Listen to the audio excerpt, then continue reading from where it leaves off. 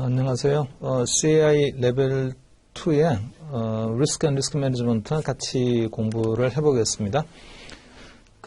리스크 앤 리스크 매니지먼트가 우리가 알 주식이나 알 채권 같은 그런 일반적인 금융 상품에 대한 리스크 매니지먼트 이야기가 아니고, 여기 나오는 대상 자체가 전부 다 올터너티브 인베스트먼트입니다. 그래서 조금 정리가 되어 있는 일종의 잘 정리가 되어 있는 그런 프레임워크가 있으면 좋을 텐데, 올터너티브 인베스트먼트 리스크 관리를 위한.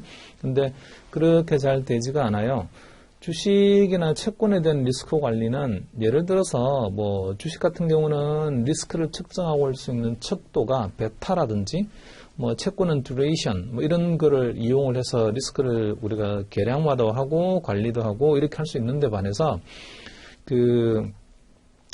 이 올터너티브 인베스트먼트는 케이스 바이 케이스로 굉장히 다양한 형태의 전략들이 있고 투자 대상도 굉장히 다양하단 말이죠. 그러다 보니까 그걸 어떤 일률적인 보편적 프레임워크로 이렇게 리스크 관리를 하고 이렇게 리스크를 계량화 시켜야 된다 이렇게 접근하기가 좀 어렵고요. 그러다 보니 여기 나와 있는 주제 내용들 자체도 보게 되면 되게 산만합니다. 좀 정리가 잘 안 돼 있어요.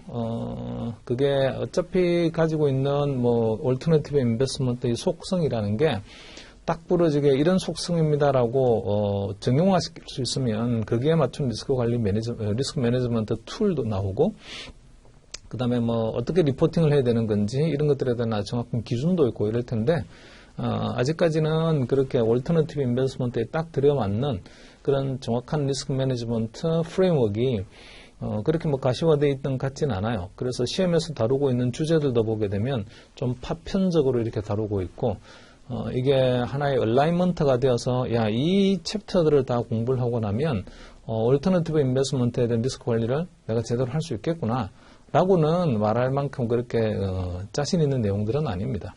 우리는 시험에 합격해야 되는 거잖아요. 그러니까 나와 있는 주제에 좀 그렇게 집중을 해서, 일단은 시험에서 차지하는 비중이라는 게 이 네 번째 토픽도 다른 토픽하고 동등한 비중을 가지고 있으니까 암기 내용들이 뜻밖의 많습니다. 원래 리스크 매니지먼트는 암기보다는 계산이 많은데 이거는 암기가 많아요. 그래서 여기 나오는 내용들만 조금 잘 암기를 해놓게 되면 점수를 받는 데에는 크게 문제가 없을 것 같긴 해요.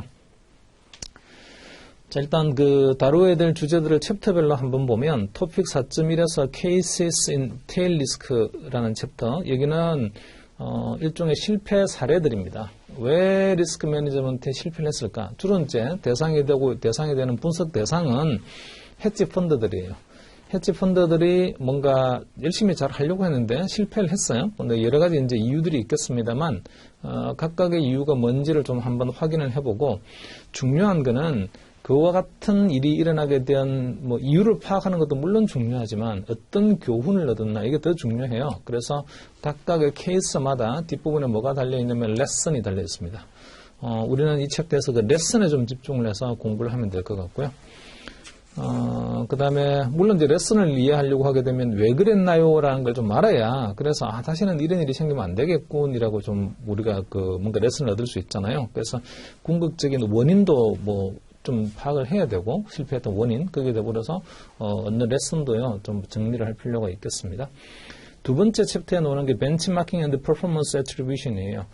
이게 이 주식이나 채권 같은 경우는 주식형 펀드를 운영하고 있는 펀드 매니저가 수익률이 좋은 건지 나쁜 건지는 이렇게 보면 되죠. 제가 이제 주식형 펀드에다가 돈을 갖다가 한 1,000만 원쯤 투자를 했습니다. 그랬더니 연말쯤 되니까 되게 수익률이 좋았어요. 한 15%쯤 수익률이 나와서 1,150만 원을 저한테 돌려줬습니다. 환매를 그렇게 했어요. 150만 원이니까 수익률이 15%면 나쁘지 않았어요. 펀드 매니저가 아주 의기양양합니다. 정말 내가 운용을 잘했잖아요. 이렇게. 그래서 절대적으로 보면 손해 안 봤으니까, 절대값으로만 본다면 150만 원 저한테 벌어줘서 수익률로는 15% 벌어줬으니까 땡큐입니다. 이렇게 할 수 있는데, 과연 이 펀드 매니저가 잘했냐? 이거는 좀 생각을 해봐야 됩니다. 뭐하고 비교를 해봐야 되는 거죠. 비교의 대상. 잘했다는 거 뭔가 비교를 해야 되는데, 그때 이제 비교의 대상에 해당되는 게 벤치마크고요. 펀드 매니저가 15% 수익률 났다라고 하면서 되게 좋아합니다. 그런데 보니까 연초 대비 연말에 주가 지수는 20% 올랐어요. 주가 지수가 20% 올랐다고 내가 그냥 인덱스 펀드 이런 데다가 그냥 투자했으면 20% 수익률 나왔을 텐데 주가 지수 그냥 20% 올랐으니까. 근데 이 펀드 매니저가 되게 운용 잘한다고 해서 이 사람한테 돈을 맡겼더니 15%밖에 안 나왔다고? 시장보다 못 나왔잖아. 이렇게 되면 잘한 게 아니죠. 또요. 이럴 수도 있어요. 주식시장 전체는 10%밖에 안 올랐어요. 연초 대비 연말에. 근데 이 사람은 15%를 올려놓은 거예요. 와, 정말 잘했네. 근데 당신하고 똑같은 전략을 쓰고 있는 다른 펀드 매니저들은 수익이 얼마 나왔어야 되는 다른 펀드 매니저는 30% 나왔어요. 근데 이 사람은 15% 나왔어요. 그럼 잘했나요? 자, 이것도 잘했다고 말하기 좀 어려울 것 같아요. 그래서 주식 같은 경우는 벤치마크가 거의 분명히 있습니다. 채권도 비슷하고요. 반면에 얼터너티브 인베스트먼트는 도대체 굉장히 다양한 전략을 쓰고 있고 투자의 기법 자체가 굉장히 다양하다 보니까 뭐를 비교를 해야 얘가 잘했다고 말할 수 있는 건지에 대한 벤치마크가 필요하고요. 그 벤치마크를 이제 부동산 같은 경우는 어떻게 벤치마킹을 해야 되는 거고, 그 다음에 다른 프라이빗 에퀴티 펀드라든지 이렇게 우리가 그 레벨 1에서 공부했던 대체 투자 상품들이 있잖아요. 그 커머디티라든지 이런 것들은, 벤치마킹을 도대체 어떻게 해야 되는 겁니까에 대한 이야기가, 두 번째 챕터 이야기입니다.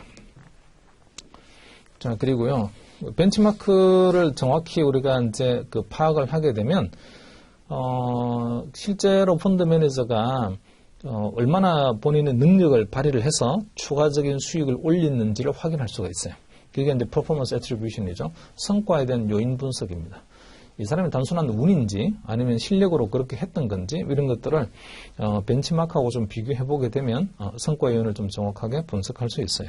그게 이제 두 번째 챕터 이야기고요. 세 번째 챕터에서 리코더티 앤 펀딩 리스크가 있는데 이거는 약간의 숫자에 대한 이야기, 계량적 이야기가 조금 나옵니다. 자, 리코더티 앤 펀딩 리스크는 주식시장은 유동성이 되게 높죠. 제가 주식을 사고 싶으면 금방 살 수 있고 팔고 싶으면 금방 팔 수 있어요. 근데 얼터너티브 인베스트먼트는 유동성이 되게 낮아요. 내가 포지션을 빨리 청산하고 싶다고 해서 빨리 되지도 않고, 그리고 뭔가 투자를 하려고 해도 금방 사고 금방 팔고 이렇게 한다. 이렇게는 좀 잘 되지는 않는 시장이라서 유동성 리스크가 되게 중요하고요. 그래서 이 세 번째 챕터에서는 제목은 유동성 리스크라고 말을 했는데 좀 뒤집어서 생각을 해보게 되면 시장이 그렇게 원활하게 유동성이 제공이 되는 그런 시장에서 플레이를 하는 게 아니니까 얼터너티브 인베스트먼트는 대체 투자는 그렇게 유동성이 떨어지는 시장에서 우리가 투자를 했다가 손해를 보게 되면 어디까지 손해를 볼 수 있나요? 이런 걸 한번 계산을 해보고 유동성 위험은 어느 정도 있는 겁니까? 이런 것도 어떤 지표나 또는 비율로 한번 계산해보는 그런 약간 테크니컬한 이슈들이 있습니다. 나중에 가서 이제 밸류 리스크라든지 오메가 레이시오 이런 것들 얘기해서 공부하게 될 거예요. 약간의 계량적인 테크니컬한 주제가 등장을 합니다. 자, 그리고 그 네 번째 챕터가 해칭, 리밸런싱 앤드 모니터링이죠. 사실은 해지라는 게 리스크 관리다, 리스크 매니지먼트나 해지나 있잖아요. 거의 동등한 의미처럼 쓸 수 있습니다. 리스크를 관리한다는 거는 내가 리스크를 피하겠다 이런 말은 아니고 내가 감내할 수 있는 범위 내에서 리스크 테이킹을 하고 거기에 대해서 이익을 얻고 이러고자 하는 게 리스크 매니지먼트란 말이죠. 무조건 피하는 게 리스크 매니지먼트가 아니에요. 자, 제가 감내할 수 있는 수준을 넘어서는 리스크가 오게 되면 그때는 우리는 해지를 해야 되고 해지하는 수단이 도대체 뭘 쓰면 되는 건가요? 여기 4.4에서는 이제 옵션 같은 걸 이용해서 어떻게 해지할 수 있나요? 라는 이야기를 좀 해볼 텐데 또 가지고 있는 포트폴리오를 어떻게 리밸런싱 할 수 있나요? 이런 이야기도 해볼 텐데 이게 약간은 테크니컬한 이야기들이 좀 있어요. 그래서 4.3하고 4.4 챕터는요 약간의 테크니컬한 그런 계량적인 좀 테크니컬한 이런 주제들이 있어요. 그때 한번 같이 보도록 하고요. 마지막으로 나오는 리스크 매니지먼트, 리스크 매니지먼트 앤드 리스크 시스템은 전부 다 리스크 리포팅과 관련된 겁니다. 그래서 이거는 되게 워디해요. 말로만 쭉 다 돼 있어서 좀 지루한데 어쨌든 마지막으로 리스크를 측정하고 나면 그걸 계속해서 모니터링 해 나가면서 위에다가 리포팅도 해야 될 거 아니에요. 그 리포팅하는 체계에 대해서 여기서는 마지막 챕터에서 다루고 있습니다. 그래서 구색으로 보면 첫 번째 챕터에 해당되는 케이시스 인 테일 리스크는 실패하는 걸 한번 들여다보자. 왜 실패할까? 거기서 우리가 어떤 경험을 얻어보자. 레슨을 얻어보자. 이런 이제 이렇게 하나 일종의 보면은 경각심을 불러일으키는 이야기가 있고요. 요 4.1을 제외한 나머지부터가 이제 실제로 그 올터네티브 인베스트먼트하고 관련된 리스크 매니지먼트의 주제들입니다. 4개가 이제 그러니까 그 리스크 매니지먼트의 주제들이고 맨 앞에 나와 있는 4.1은요. 케이스 스타디예요. 실패한 사례에 대한 이야기 봅시다.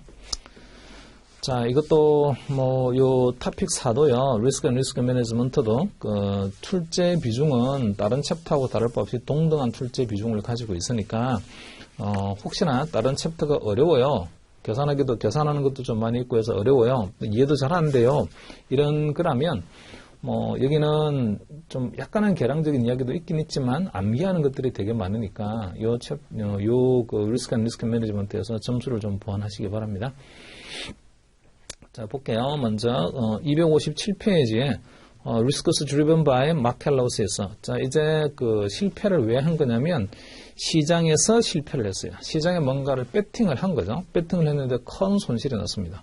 누구나 그 배팅을 해가지고 다 이익을 얻는 건 아니에요. 그러니까 전략을 잘 쓰긴 했어요. 전략을 쓰긴 했는데 그게 시장 상황과 안 맞아서 시장 전략의 실패로 손해가 났던 케이스입니다. 물론 그 정도만 되면 아무 문제가 없지라고 할 수 있는데 문제는 그 시장을 전략을 썼던 게요. 보면은 지나친 레버리지를 이용해서 남의 돈을 이용해가지고 어떤 전략을 썼다가 실패를 하게 되면 레버리지가 양날의 칼이기 때문에 조금만 있잖아요. 삐딱 잘못 나가게 되면 왕창 손해를 보게 되고 쫄딱 망하게 됩니다.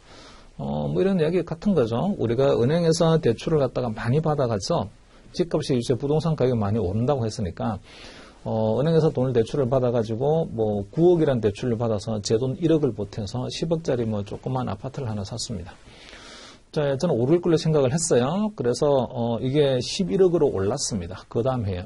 그러면 사실은 제가 낸 돈은 1억밖에 안 되고 은행 돈 9억을 합쳐가지고 투자를 했는데 11억이 되었잖아요. 그러면 저는 1억밖에 안 내었고 그 다음에 이익은 1억이 났으니까 이거 완전히 엄청난 이익이 난 거죠. 이제 보면. 잘 되면 좋아요. 근데 문제는 제 돈 1억을 내고 은행 돈 9억을 빌려가지고 아파트를 샀다가 아파트 가격이 9억으로 1억 떨어졌습니다. 1억 떨어지게 되면요. 그거 팔아봤자 은행 빚 갚고 나면은 저는 가져올 돈이 하나도 없습니다. 본전 다 날리는 거예요. 그래서 그런 식으로 남의 돈을 빌리는 건 남의 힘에 기대는 게 레버리지니까 남의 돈을 빌려서 투자를 했다가 전략이 잘 맞으면 큰 이익을 했지만 전략을 못 받게 되면 전략이 틀리게 되면 완전 손해를 보게 됩니다. 자, 그런 이야기를 해볼 거예요. 먼저 Amaranth Advisors LLC가 있습니다. 자, 이거는 그 옆에다가 그냥 이렇게 좀 써놓으세요. 일일이 있잖아요. 디테일한 케이스의 그 디테일까지 다 하실 필요는 없어요. 굵은 그림만 이해하고 있으면 됩니다. 무슨 우리가 이 과목의 역사, 옛날에 조선시대 역사나 고려시대 역사처럼 무슨 왕 때 무슨 일이 있었나요? 그런 거 물어보는 거 아니에요. 그러니까 계략적으로 이런 거였구나 이런 정도만 좀 이해하시면 됩니다. 그 옆에다가요. 제목 옆에다가 Amaranth Advisors 옆에 자, 썼던 수단은요. 투자의 수단은 Natural Gas Futures입니다. 선물 계약을 한 거예요. 선물 계약. 근데 이거를 그냥 자기 돈만 가지고 했어요라고 하게 되면 네 돈만 이러면 되는 거지. 이게 이렇게 하면 될 텐데 그게 아니고 여기다가 레버리지가 있습니다.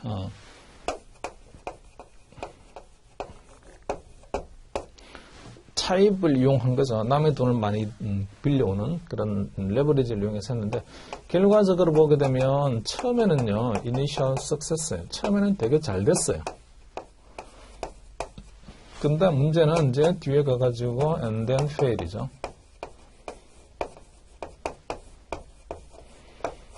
뒤에 가서 망합니다. 처음에 잘 되는 거 이게 중요해요. 그러니까 처음에 조금 실패를 했어요 하면 뜨고 이런 거 하지 말자 이럴 거예요. 근데 처음에 되게 잘 돼요. 그렇게 하게 되면 레버리지를 계속 높입니다. 그러다가 레버리지가 계속 높아지는 순간 이제는 레버리지가 양날의 금이라서 진짜 잘 맞으면 성공하겠지만 실패하는 순간 왕창 망합니다. 그러니까 뒤에가 실제로 왕창 망했어요. 봅시다. 자, Amaranth Advisor가 있는데, 그 Amaranth Advisor가 그 멀티 스트래티지 헤지 펀드라고 되어 있는데, 줄거 놓으세요. 멀티 스트래티지 헤지 펀드. 그러니까 전략을 쓰는 게 하나의 전략만 쓰는 게 아니라 굉장히 다양한 전략을 쓰고 있는 그런 헤지 펀드인데, 자, 여기를 쫄딱망하게 했던 주인공이요. 브라이언 헌트라는 사람입니다. 캐나디안 가스 트레이더 세 번째 줄에 나와 있는. 자, 트레이딩 전략은 이랬습니다. 맨 마지막 패러그래프 보니까,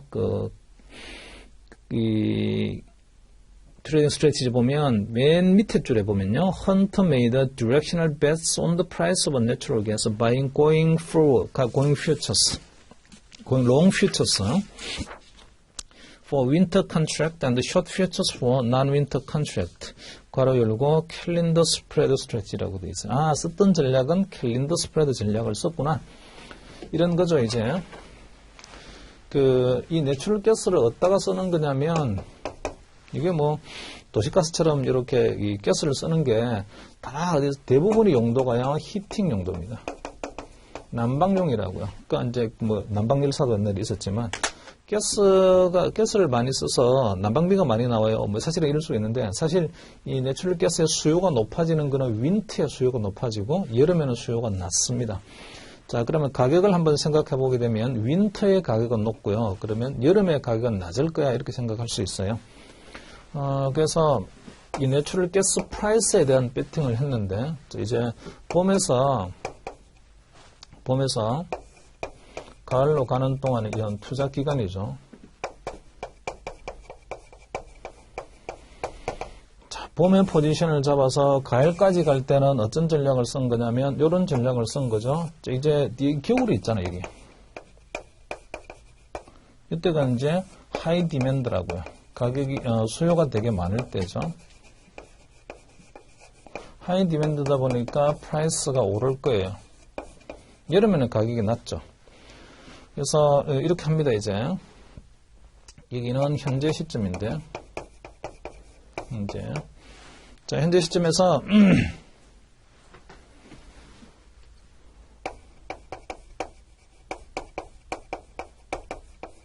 여름을 만기로 하고 있는 선물이요. 퓨처스. 아직은 봄이니까 여름까지 가는데도 가격이 계속 오를 거예요. 어쨌든요, 가을로 가고 있다고요, 지금. 그 다음에 그게 뭐 일반적인 좀 일반화시키긴 한데 겨울 만기 퓨처스가 있고 선물이 있고요. 겨울 만기 퓨처스 현재는 봄이지만 겨울까지 가게 되면 하이 디맨드가 되니까 가격이 오를 거예요. 그래서 모형으로 본다면 오를 거라고 예상할 수 있는데 가격은 문제는요. 요거 오르는 속도의 문제입니다. 이게 퓨처스 프라이스예요. 선물의 가격. 자, 선물 가격이 현재 시점에서 보게 되면 봄이에요. 여름 만기 선물 가격이 있고 겨울 만기 선물 가격이 있어요. 점점점 시간이 지나면서 여름 만기 선물 가격도 조금 올라가고 그 다음에 겨울 만기 선물 가격도 올라가긴 올라갈 텐데 올라가는 속도가 다릅니다. 자, 이 두 개의 차이를 스프레드라고 합니다. 이 두 개 선물 가격의 차이를 스프레드.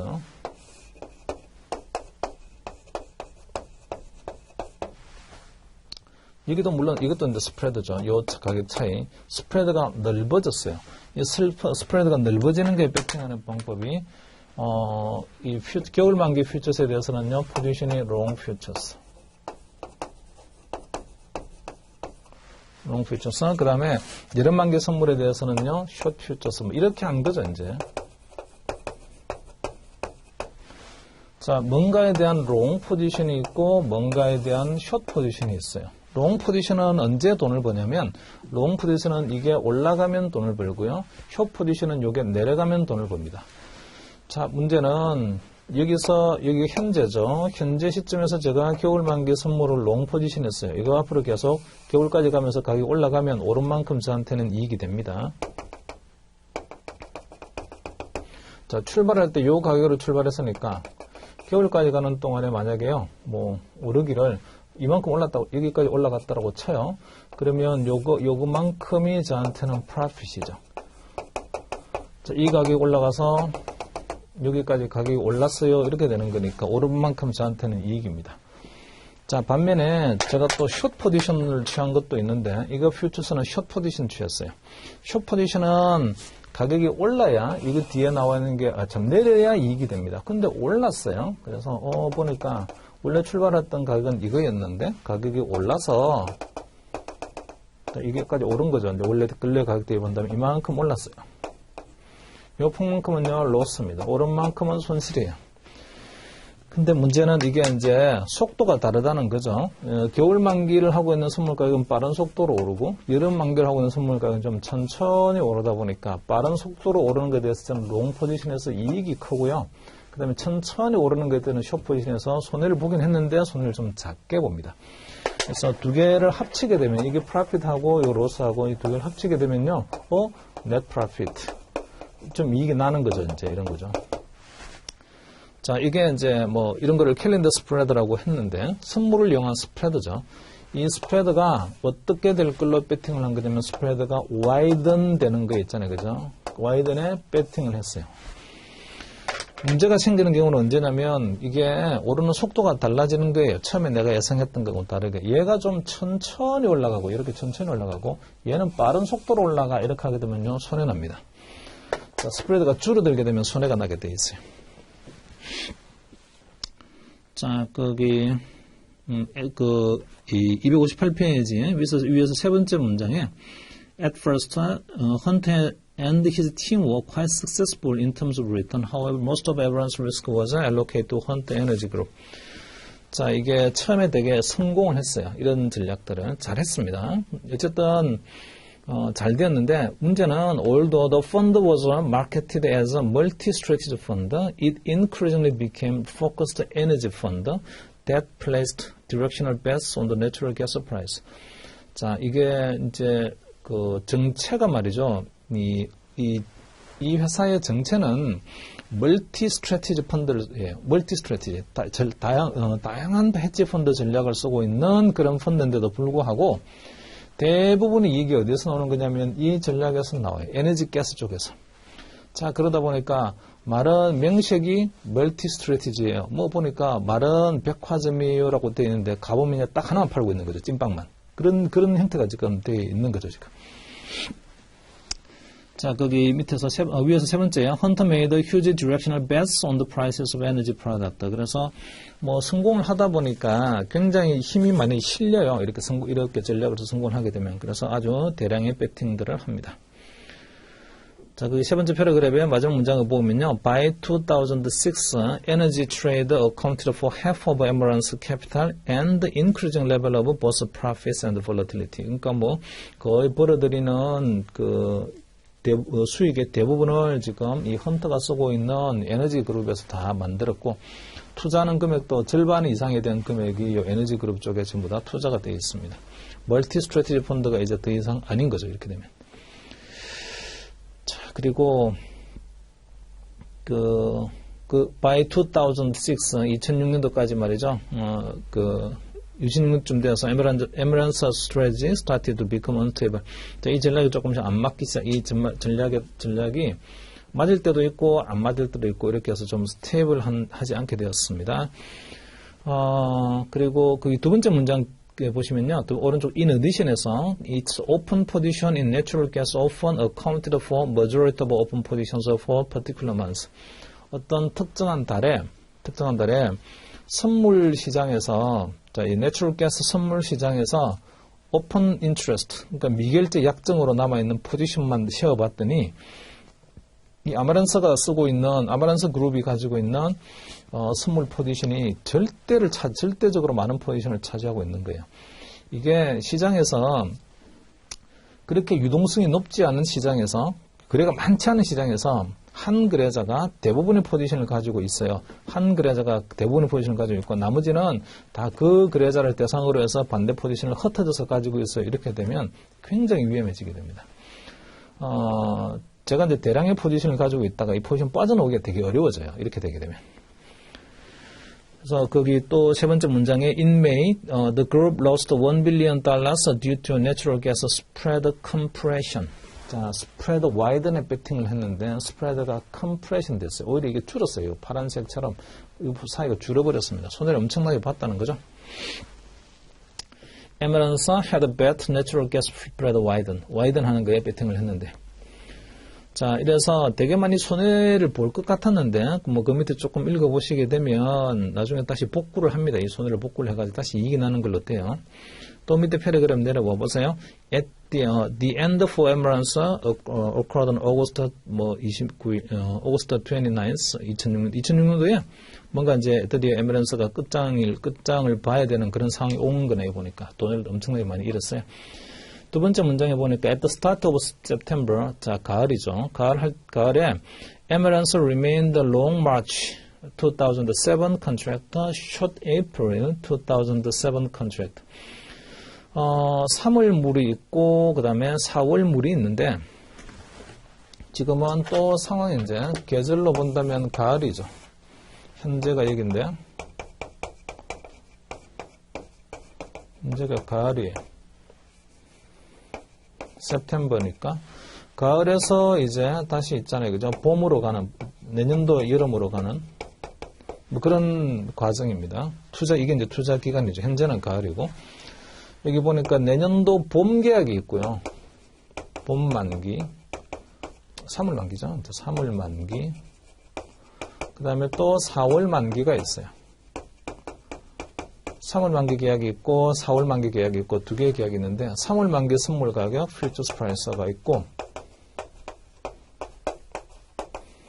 4월 만기 퓨처스 프라이스가 있습니다. 자, 이제 여름까지 가게 되면 가격이 떨어지겠죠. 그래서 점점점 시간이 지나면 가격이 떨어질 거예요. 이것도 4월 만기도 가격이 떨어질 텐데 어떻게 배팅을 한 거냐면 이렇게 배팅을 한 거죠. 이제 3월 물도 떨어지고 4월 물도 떨어질 거야. 둘 다 이제 내려가는 곡선이긴 해요. 이것도 이렇게 생각한 거죠. 3월 만기가 빨리 떨어지고 4월 만기는 조금 천천히 떨어질 거야. 이게 이제 스프레드인데 이렇게요. 지금 현재 시점에서의 스프레드가 요만큼이 되는데 나중에 시간이 지나면서 스프레드가 조금 더 넓어질 거야. 이렇게 이제 한 거죠. 이렇게 배팅을 했어요. 자, 이러려고 하게 되면 여기에서는 이 3월 만기는 가격이 내려가면서 이익을 봐야 되는 거잖아요. 가격이 내려가면서 가격이 내려갈 때 이익을 보려고 하게 되면 숏 해야 된다고 했어요. 숏 퓨처스. 자, 반면에 이거는 롱 퓨처스 이렇게 해놨어요. 실제로 시간이 지나서 가을에 제가 포지션을 3월 만기에 대해서 숏 포지션을 했는데 시간이 좀 지나서 가보니까 원래 출발 가격보다는 가격이 밑으로 내려갔어요. 자, 내려간 만큼 이제 이익이죠. 이게 이익. 왜냐면 이게 내려가는 거에 저는 배팅을 하면서 숏 포지션을 잡았으니까. 숏 포지션은 퓨처스 프라이스가 내려가면 이익이에요. 이만큼이 이익입니다. 자, 반면에 롱 퓨처스는 이게 가격이 올라가야 이익인데 출발할 때하고 비교해 보게 되면요. 이만큼이 내려갔어요. 내려간 만큼 이제는 손해입니다. 어느 게 큰 거냐면 이 이익이 더 커요. 그러니까 이익과 손해를 서로 상쇄시켜 보게 되면 net profit, 이익이 나오거든요. 이익이 나는 구조입니다. 이렇게 이익이 나려고 하게 되면 이 스프레드가 어떻게 돼야 되는 거냐면 스프레드가 넓어져야 되는 거예요. 근데 이제 스프레드가 안 넓어지고 스프레드가 좁아지게 되면 그러면 반대로 손해가 나게 됩니다. 그래서 거기 보면 세 번째 문장 오른쪽 끝에요. Emirates remained confident that the spread was going to widen, which would lead to considerable profits from the strategy. Spread contracted. 문제는 말이죠.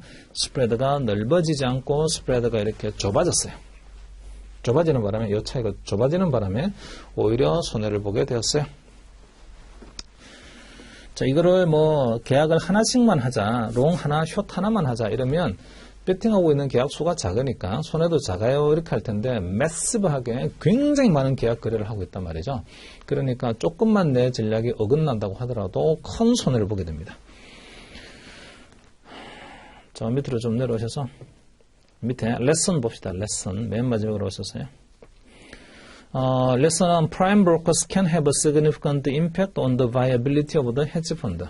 헤지펀드는 자기들의 전략을 짜고 그 다음에 구상을 하고 이런 것들은 하지만 실제로 주문을 해가지고 그 주문을 실행해주는 그런 프라임 브로커가 합니다. 이 프라임 브로커가 때로는 자금을 좀 대여해주기도 하고 또 거래를 갖다 실제로 이제 트랜잭션을 갖다 실행시켜주는 게 이제 프라임 브로커가 그런 일을 하기도 하고, 자금 대여해주기도 하고, 레버리지를 도와주기도 하고, 다양한 일들을 하는데, 그 헤지펀드가 어려움을 처하게 되면, 그 프라임 브로커가 굳이 나서서 헤지펀드를 그렇게 발벗고 나서서 도와줘야 될 일이 별로 없어요. 그래서 헤지펀드를 믿지 말라는 이야기가 첫 번째, 프라임 브로커를 믿지 마세요라는 게 하나가 있고, 그 다음에 259페이지에 맨 위에 보면은 Multi-Strategy Fund should be diversified. 이게 명목상으로 종합백화점이라고 말을 해놨단 말이죠. 우리는 종합백화점이에요. 다양한 물건들을 그래요. 이렇게 하는데, 그러니까 우리는 찐빵만 팔고 있어요. 이렇게 하면 안 된다고. 그래서 멀티스트레치 펀드는 멀티스트레치 펀드처럼요. 그렇게 운용이 돼야 됩니다. Fund managers often choose to deviate from their stated style in response to market conditions or portfolio condition. 그래서 처음에는 종합백화점이라고 해놨다가 요즘 보니까 찐빵이 엄청 잘 팔려? 그랬더니 찐빵만 다 팔아. 이렇게 되는 게 스타일 드리프트예요. 전략이 완전히 바뀌는 거죠. 근데 제가 그 종합백화점에 투자를 했을 때는 뭐냐면 여러 개를 판다며, 다양한 상품들을 판다면서, 그러니까 내가 그 종합백화점에다가 내가 투자를 좀 해놨는데, 알고 봤더니 종합백화점 운영자가 찐빵 잡아낸다고 찐빵 회사로 다 찐빵 파는 가게로 바꿔버려서 이렇게 하면 안 된다고요. 자, 그런 게 스타일 드리프트죠. 명시된 전략을 벗어나서 다른 전략을 쫓아가는 게 스타일 드리프트입니다. 그리고 또, 이런저런 이야기들이 되게 많이 있는데, 조금 밑으로 좀 내려오셔가지고, 밑에서 두 번째 한번 볼게요. Improper risk management was key to Ameron's downfall. 리스크 매니지먼트가 제대로 안 되었는데, 구체적으로 보면, 두 번째 문장에, The strategy used a significant leverage. 엄청난 레버리지를 썼다는 거 하나가 있고, 그 다음에, 이렇게 이 레버리지를 되게 많이 쓰게 되면요, 시장에서 내가 배팅하고 있는 게 내 마음대로 조금 안 되거나 이렇게 하게 되면, 내가 생각한 거 반대 방향으로 가게 되면 엄청난 리스크에 노출되게 됩니다. 그리고 이 레버리지를 좀 벗어나는 방법이 빨리 포지션을 청산을 하는 건데, 이 포지션을 청산하기도 어려워져요. 마지막 문장에 보니까 did not implement the stop loss or concentrate limit. 이렇게 되면 안 되죠. 이거 stop loss 해야 돼요. 손질명 해야 됩니다. 여기까지 손해났다고 해서 포지션 끊어 이렇게 되는데 안 끊었어요. 그리고 어떤 포지션을 몰빵으로 내가 다 잡을게, 이런 것들이 concentration limit, 어떤 집중된 포지션에 대한 한도를 갖다가 주어서 더 이상 내가 포지션 못 잡아 이렇게 해야 되는데 그런 것도 안 했어요. 그리고 불행하게도 마지막쯤에 나와 있는 것처럼 The futures market for commodities is small enough. 이렇게 commodity futures 마켓이 되게 작습니다. 그러니까 몇 명의 거래자가 대량의 포지션을 잡게 되면 이 몇 명의 거래자에 의해서 시장이 왔다 갔다 하게 돼요. 그래서 굉장히 많은 사람들이 경쟁자로 참여하는 완전 경쟁 시장 이러면 나는 그게 뭘로 들어가면 되는 거냐면 그냥 그 완전 경쟁 시장에서 그 경쟁 가격이 정해지는 그 가격을 그냥 받아들이는 프라이스 테이커로 들어가면 돼요. 근데 시장이 되게 작아요. 근데 거기서 내가 대량의 물건을 대량의 물량을 갖고 들어가게 되면 나는 더 이상 프라이스 테이커가 아니고 프라이스 메이커가 돼버립니다. 내가 가격을 만드는 사람이 돼버려요. 그래서 시장이 내 생각처럼 잘 안 되네. 요즘 경제 상황이 진짜 안 좋아. 근데 이 시장 자체는 되게 작은데, 근데 그게 내가 되게 많이 투자를 해놨어. 그러면 내가 그걸 빠져나오려고 할 때에 굉장히 많은 비용을 지불하고 빠져나와야 됩니다. 예를 들어서 그런 거죠. 부동산 상가가 있는데 부동산 상가 시장이 큰 시장이죠. 좀 작은 시장으로 한번 가정해 봅시다. 부동산 상가 시장이 나중에 은퇴를 해서 상가에서 나오는 임대료 가지고 먹고 살면 좋을 것 같아서 부동산 상가에 내가 들어가서 상가 투자를 좀 하려고 합니다. 큰 시장이죠. 상가 시장은. 근데 좀 작은 시장이라고 가정해 볼게요. 근데 거기서 제가 대량의 자금을 가지고 제 돈은 아니고 남의 돈 다 빌려 가지고 거기서 상가를 갖다가 독점하듯이 마구 샀습니다, 이제. 그래서, 됐네, 이제. 상가를 내가 엄청 많이 사놨으니까, 이 상가를 좀 분양을 해가지고, 임대료 받아가지고, 그 임대료 가지고 이자 내고 나는 먹고 살면 되겠고, 이렇게 생각했다고요. 근데 코로나 때문에 상가가 이제 장사가 안 돼요. 경제 상황이 그렇게 돼버린 거죠. 상가 분양이 안 됩니다. 이렇게 되는 순간, 저는 제가 이 대출받아고 산 상가들을 다 내놓고 나와야 되는데, 누가 사겠어요? 시장이 작다고요. 그러다 보니까 아주 낮은 가격으로 팔고 나와야 되고, 그걸 팔고 나오는 순간 이제 내가 빌린 대출도 못 갚게 되고 완전 망하게 됩니다. 그래서 시장이 큰 시장이냐, 작은 시장이냐, 이것도 중요한데, 불행하게도 커머디티 퓨처스 마켓은요, 시장이 작아요. 그 시장에서 라지 포지션 또는 휴지 포지션을 가지고 있으면, 그 시장 상황이 나오고 반대 방향으로 갈 때, 빠져나오려고 할 때 굉장히 많은 비용을 지불하고 나오게 됩니다. 자, 그 박사과정 밑에 롱텀 캐피탈 매니지먼트가 있어요. 이 롱텀 LTCM도 대단히 유명한 사건이죠. 롱텀 캐피탈 매니지먼트 이렇게 좀 써놓으세요. 옆에 괄호 열고 제목 옆에다가 얘도 일단은 하이 레버리지. 이것도 남의 돈을 갖다가 많이 이용합니다. 자기 돈보다는 남의 돈을 많이 이용을 해요. 게다가 더불어서 쓰고 있는 전략은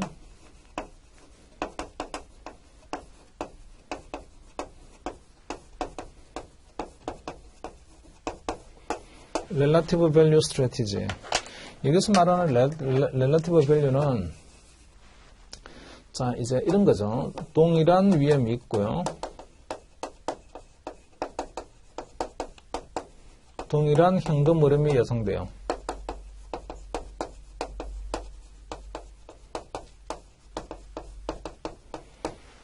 A 자산도 있고 B 자산도 있는데 이 A 자산도 그렇고 B 자산도 그렇고 위험이 같아요.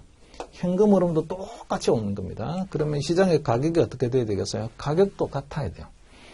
그런데 보니까 어떤 거 하나는 좀 비싸고 어떤 거 하나는 좀 싼 거예요. 그래서 이런 이제 믿는 거예요. 요게 예를 들어서 A라는 게 보게 되면 요게 좀 하이 프라이스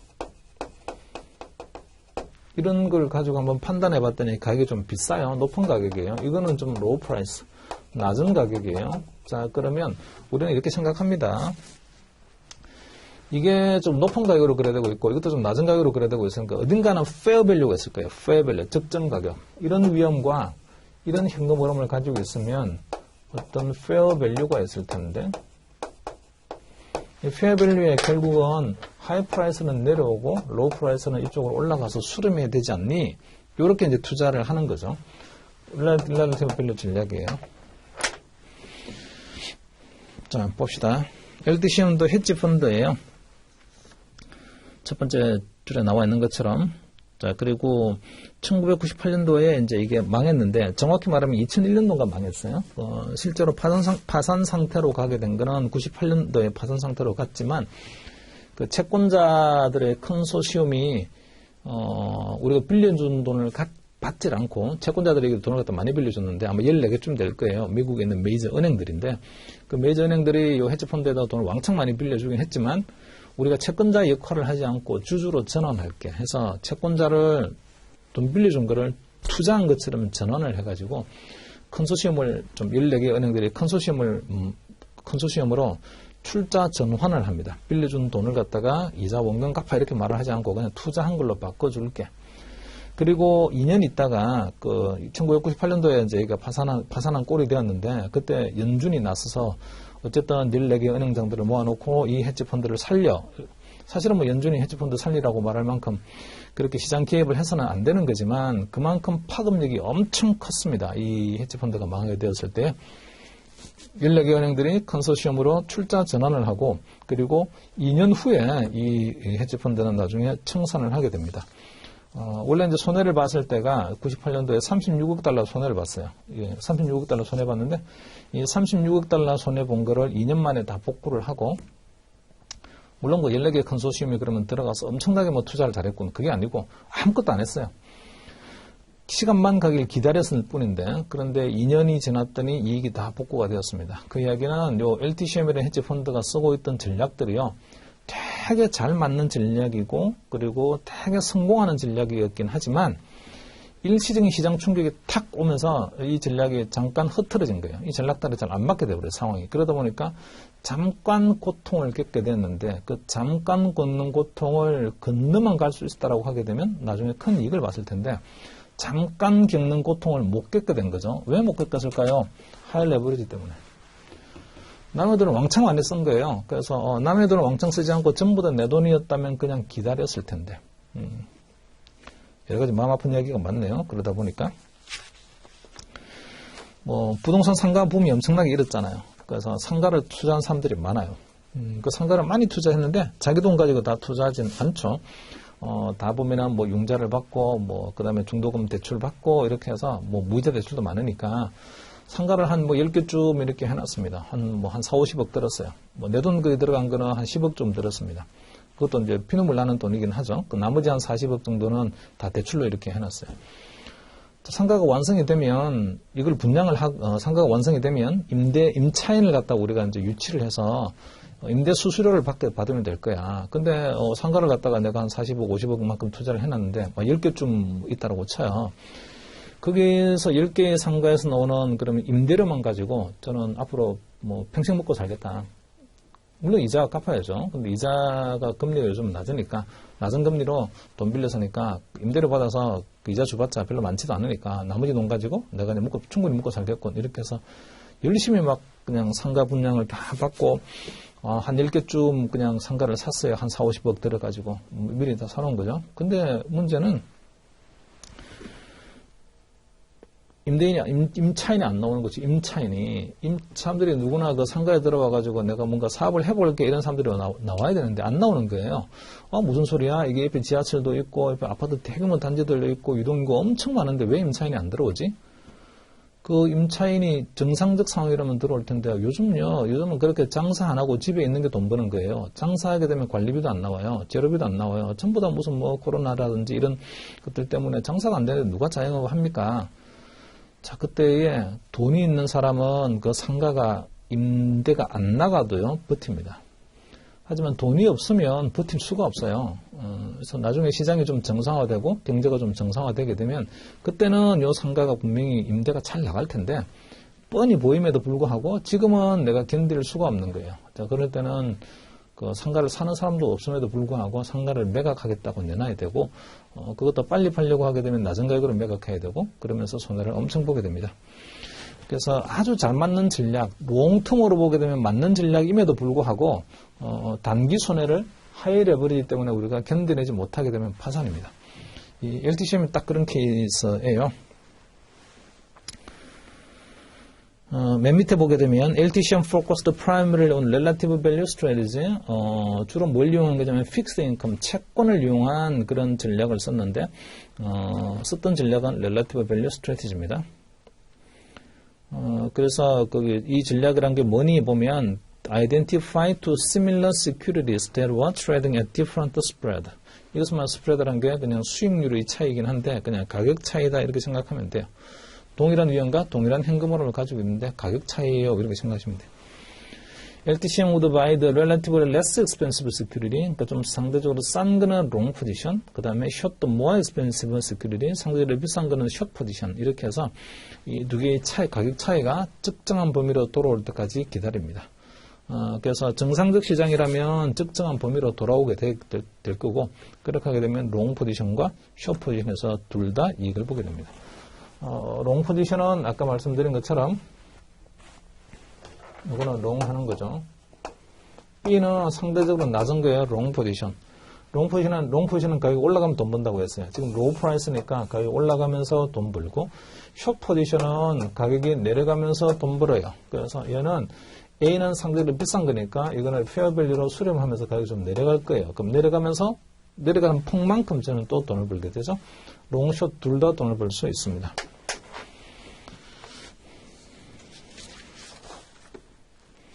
자, 잠깐 쉬었다가 260페이지 보도록 할게요.